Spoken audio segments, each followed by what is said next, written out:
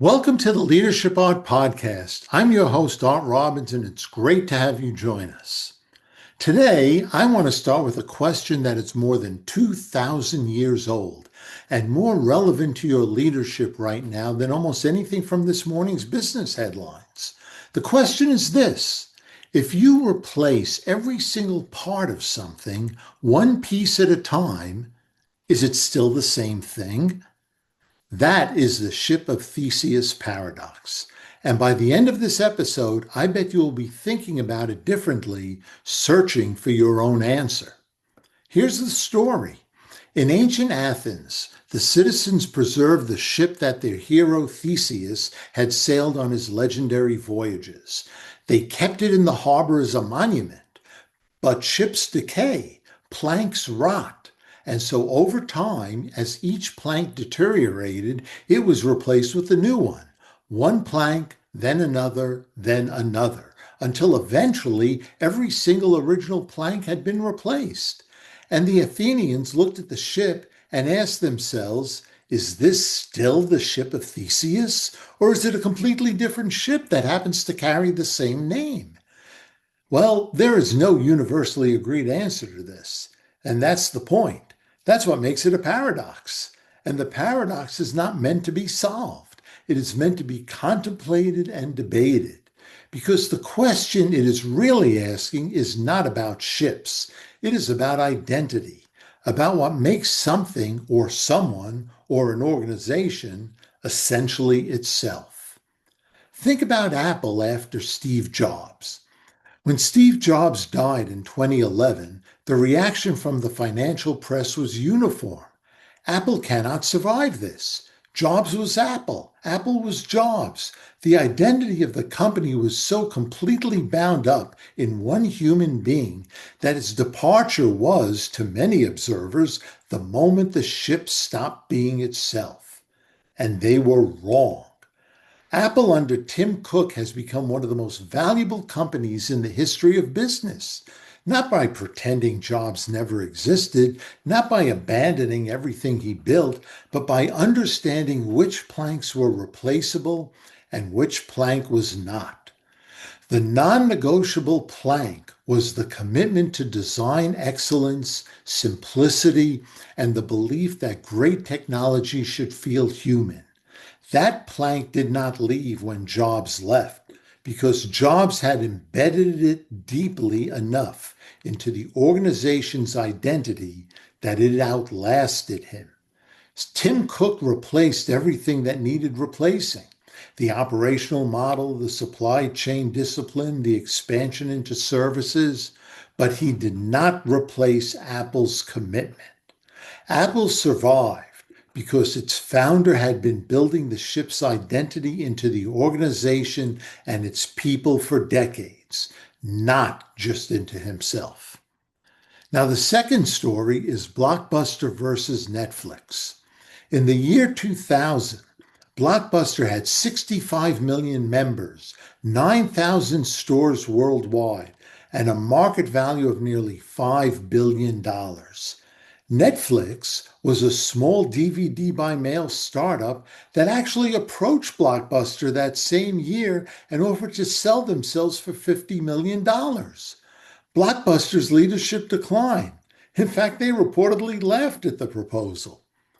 20 years later, there is one Blockbuster store left on Earth. It is in Bend, Oregon, and has become a tourist attraction, a museum. Meanwhile, Netflix has become the premier digital entertainment company in the world and is worth over $300 billion today. What happened? The standard story is that Blockbuster failed to innovate. But I think the more accurate story is the Ship of Theseus failure. Blockbuster confused the plank that was replaceable with the plank that was not. The plank they thought was essential, the physical store, the in-person browsing experience, the late fee revenue model, was replaceable. That was the method, not the mission. The plank that was actually non-negotiable was convenient access to the entertainment you want, when you want it. They abandoned it in favor of defending the old delivery model. Netflix, on the other hand, understood which plank was non-negotiable. Convenient access to the entertainment you want on your terms. Everything else was replaceable. The DVD became streaming. The subscription model evolved. The content library expanded to original programming. The interface changed completely multiple times, but the core plank never changed. Netflix kept replacing the planks that needed replacing. Blockbuster kept trying to preserve the planks that should have been let go. Now, I want to give you one more example, and this one is personal. I've been advising organizations on strategy and leadership for decades.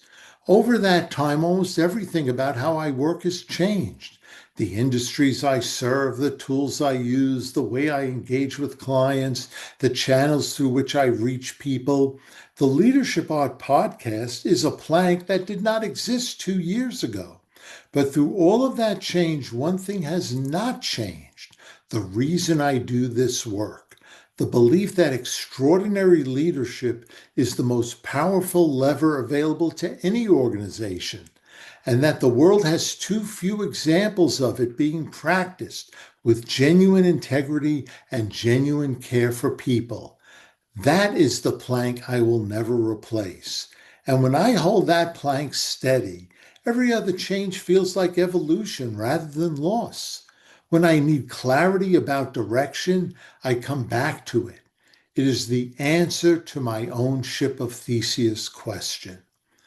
The leaders in the organizations that navigate major transformation most successfully are not the ones who resist change, and they are not the ones who change everything. They are the ones who have done the hard, specific work of answering the Theseus question before the pressure forces them to answer it under fire. Which plank is non-negotiable? What is the essential thing? The mission, the value, the specific way of relating to customers or to the people that must survive every other change? What is the thing that, if you replaced it, would mean you are no longer you? You lost your identity. Answer that question clearly. Write it down. Communicate it to everyone who leads alongside you. And then replace everything else that needs replacing without apology and without hesitation.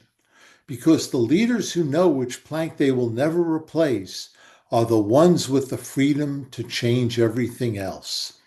Apple knew, Netflix knew, Blockbuster did not. Which one does your organization look like right now? Well, that's it for today's episode. Thank you again to our listeners and followers for your continued support. And until the next episode of the Leadership Art Podcast, this is your host, Art Robbins. And remember, it's your lead.